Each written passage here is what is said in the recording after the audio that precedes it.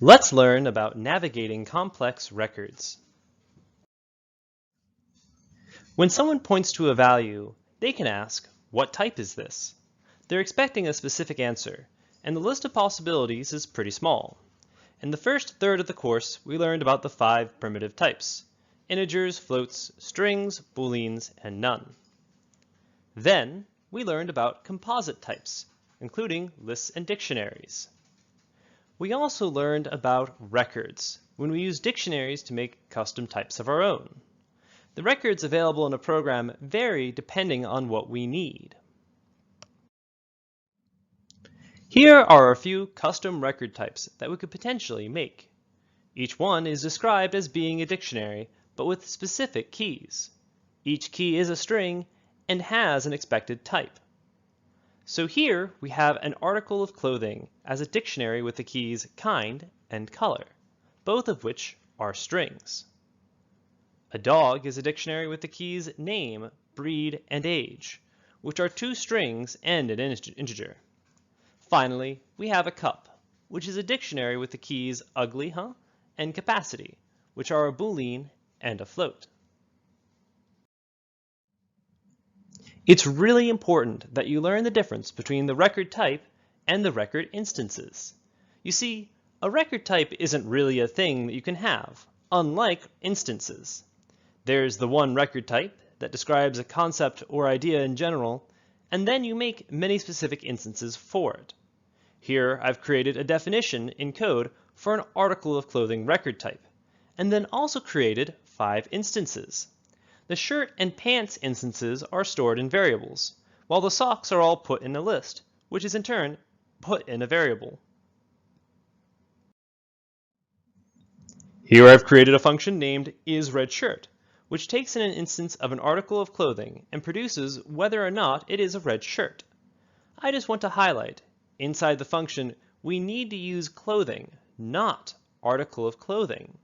You can't get data out of a type. You have to get it out of the instance. It doesn't make sense to ask if articles of clothing are shirts. You have to ask, is this specific clothing a shirt? But when I do, I can use the square bracket syntax to look up the value associated with a key. One last thing to review here is that we can also modify or update the value stored in a dictionary. Here I've written a function named die that consumes an article of clothing instance and changes the value stored in the key named color. I want to draw your attention to how I'm testing the function.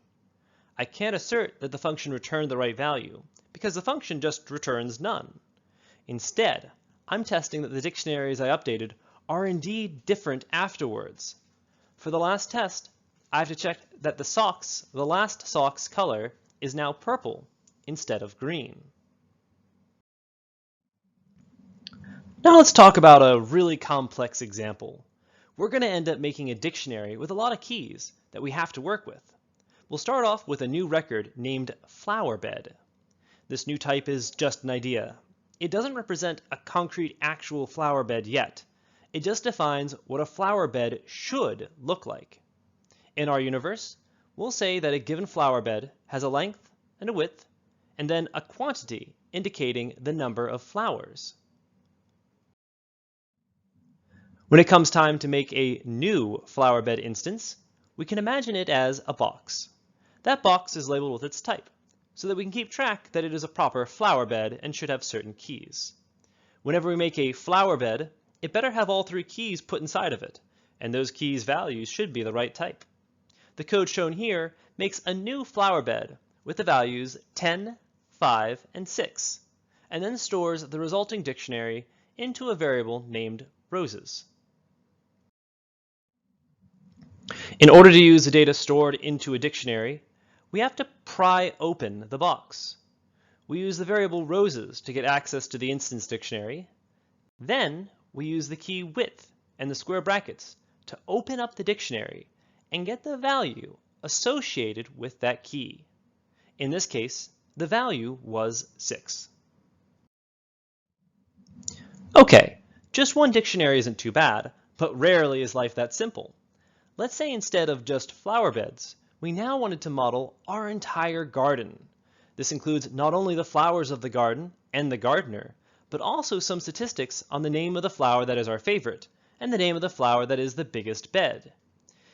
Make sure you notice the flowers key here, which I've set to be a dictionary mapping strings to flower bed records. This will allow us to look up a given flower bed by the name of the flower.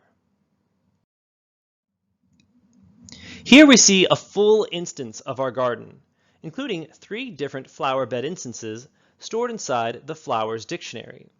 We could have stored the flower beds in a list, but the advantage of using a dictionary should become clearer later on. Note that we can recognize the statistics and flower beds by checking that they are dictionaries with the right keys. Okay, so what if we want to get stuff out of the garden instance, like, say, the name of our favorite flower? The favorite key is stored in the statistics instance, which is a box sitting inside of our garden box. In other words, we have to first open up our garden using the stats key in order to get out our statistics instance. See, so now we have our statistics instance. Now that in turn is a record, so we can use its keys to access data stored inside. We're going to have to chain together our dictionary accesses. Here I've gone through the garden stats key in order to access the statistics instance, and then access the favorite key inside of that to get access to its value, which it turns out is tulips. Below, I've written what the equivalent Python code is.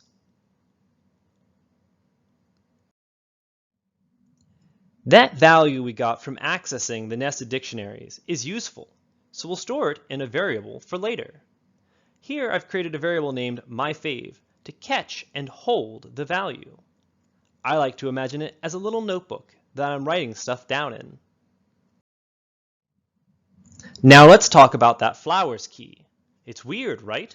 We said it would be a dictionary mapping strings to flower beds. Those strings are the names of flowers. Now, even though records are dictionaries, not all dictionaries are records. In this case, we have a lookup dictionary, allowing us to get a key based on its value based on its key. We don't know exactly what keys will be in this dictionary, although we do know that they will be strings. Specifically, in this case, they are flower names. Notice how the values are all flower bed instances. So if I wanted to get the flower bed that was attached to the roses key, I can chain together dictionary accesses. Even though we have a record dictionary and a lookup dictionary, we still use the same syntax. They're different concepts, but effectively the same mechanism. Anyway, this gives me a flower bed, which is another record instance. Since we have a record instance, we can access data stored inside of it. Here we are accessing the width key to get the value 10 that was stored inside that flower bed. We're going 3 levels deep here. Now, remember how we had that myFav variable before that had the value tulips? We had used dictionary access to get the name of our favorite flower.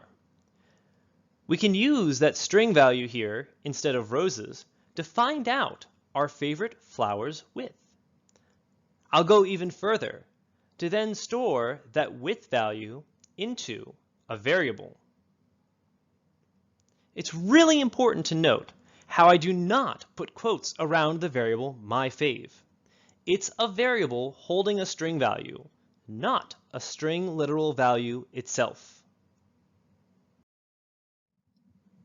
Now let's put all those ideas together into one big chunk of code.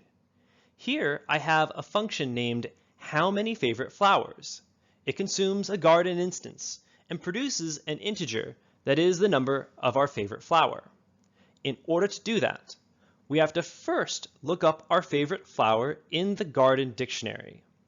Then we can take that value and use it as the key to another dictionary access in the garden. Finally, we access the inner dictionary's quantity key in order to produce the desired value.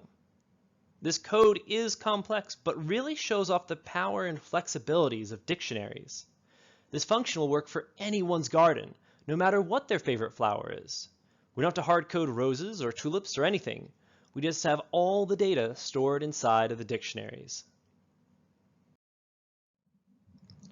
One last idea to cover is that we can update data inside of nested dictionaries the same way as we update data in simple dictionaries. We just put the dictionary access on the left-hand side of the assignment statement. It's definitely tough to think about. The dictionary on the right is basically acting like a variable that we can update and read and write to. If you check it later, the dictionary's value will be different. Here, I've updated the quantity of my favorite flowers.